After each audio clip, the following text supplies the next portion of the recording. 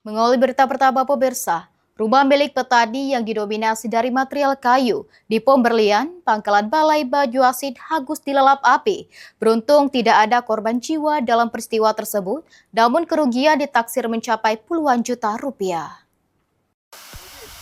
Mendapat laporan dari warga, personel pos pemadam kebakaran Pangkalan Balai langsung bergerak menuju lokasi kejadian untuk melakukan upaya pemadaman. 1 unit mobil pemadam kebakaran beserta personel diterjunkan guna mencegah api merembet ke bangunan lain di sekitar lokasi. Komandan Regu Pos Damkar Pangkalan Balai, Rianto mengatakan, proses pemadaman berlangsung sekitar 30 menit dan berjalan tanpa kendala berarti. Saat kejadian, rumah diketahui dalam keadaan kosong sehingga tidak ada korban jiwa maupun korban luka. Rianto menambahkan, hingga saat ini, penyebab pasti kebakaran masih dalam penyelidikan. Petugas belum dapat memastikan sumber api karena kondisi rumah sudah habis terbakar saat proses pemadaman selesai dilakukan.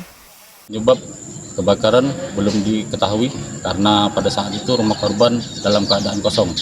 Alhamdulillah, lebih kurang 30 menit api dapat kami padamkan.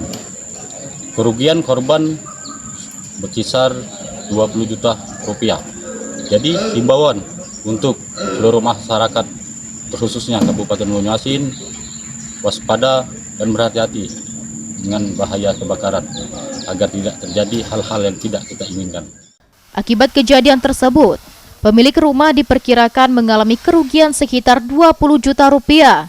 Pihak pemadam kebakaran juga mengimbau masyarakat agar selalu meningkatkan kewaspadaan terhadap potensi kebakaran, terutama dengan memastikan instalasi listrik dalam kondisi aman dan tidak meninggalkan peralatan yang berpotensi memicu kebakaran saat rumah ditinggalkan. Ridho Ilahi, PAL TV.